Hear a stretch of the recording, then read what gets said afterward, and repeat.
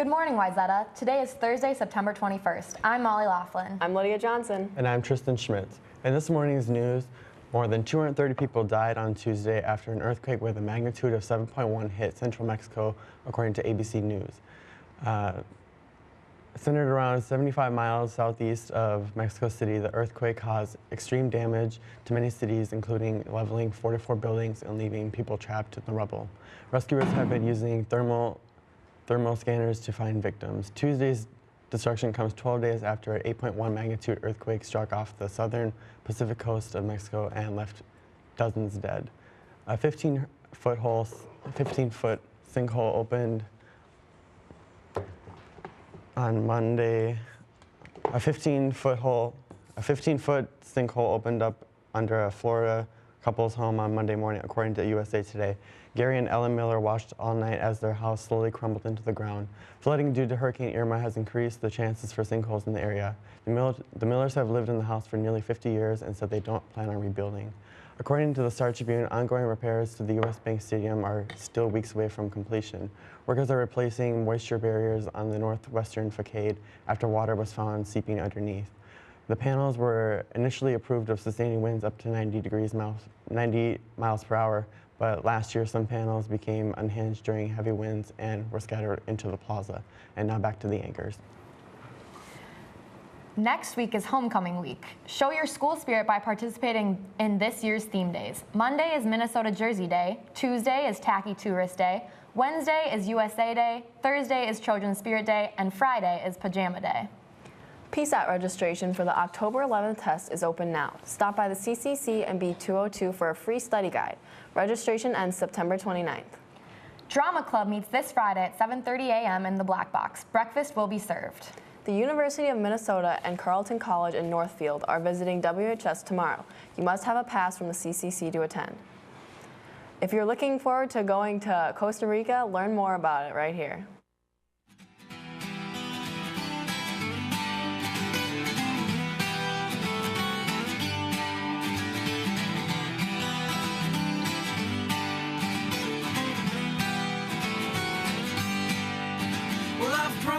Tired of singing songs that I don't believe in anymore, and I've grown tired of feeling old, like I'm looking for summer but I found the cold, yeah.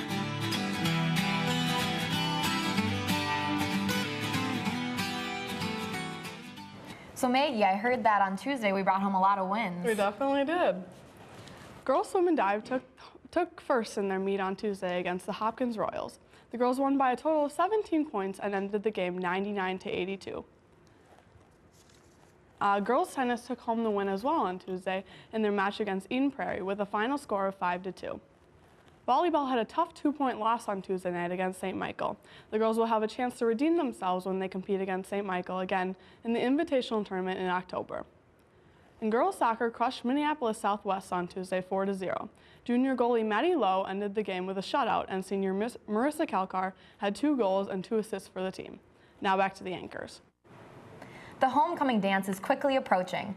Buy your tickets for $10 on ePay or at lunch. Tickets are $15 at the door. Trojan Leadership Council meets Friday at 7:45 a.m. in the Media Center classroom. TLC is open to all grades. Skills USA season starts Thursday, September 28th. Meet at 325 in D216. See Mr. Swenson in D216 with questions. Now let's go live to Cole with weather. Good morning, Wyzetta. Cole here. Today, as the forces of nature demand, there is weather happening outside. This morning might have been a little chilly, but looking forward into the day, we'll be seeing temperatures rise to the mid to high 70s around noon. You can also expect temperatures in the 80s as we're getting out of school, with some lighter cloud coverage coming in and staying there overnight. We'll be waking up to mid-70s tomorrow morning with some isolated showers that are expected to die down quickly. Well, that's all I've got today. I expect there will be more weather happening tomorrow. So I'll see you then, Wyzetta. Now over to Scott with A&E. Hello, Wyzetta, and welcome back to A&E. I will be filling in for our illustrious host, Kai Christensen, as he is out sick. The A&E News watering hole has been quite dry this week with not too much happening.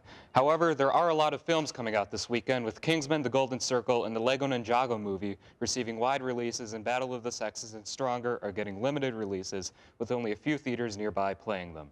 This next piece of news somewhat crosses over with sports, but nevertheless it should be reported. Legendary boxer Jake LaMotta, who is the subject of Martin Scorsese's equally legendary film Raging Bull, died yesterday at the age of 95 due to pneumonia, according to the New York Times. He was portrayed by Robert De Niro in the film, even training him for the role that would get De Niro an Academy Award for Best Actor in a leading role. LaMotta may have gone through some rough patches in his life, but his talent as a vicious and determined fighter was undeniable. Rest in peace. That's all I have for A&E News. Did you guys go to that Just One event last night? No, but I heard it was a really good informational session about suicide prevention. Yeah, I think it's really important for us students to learn about how we can prevent suicide. Well, luckily, we will have the suicide prevention hotline number shown here shortly, so if anyone you know ever needs help, feel free to call. Thanks for tuning in, Wyzetta. On behalf of the Wyzetta technical crew, Tristan Schmitz, Cole Seeger, I'm Scott Larson. I'm Lydia Johnson. And I'm Molly Laughlin. Now let's see who's turning another year older.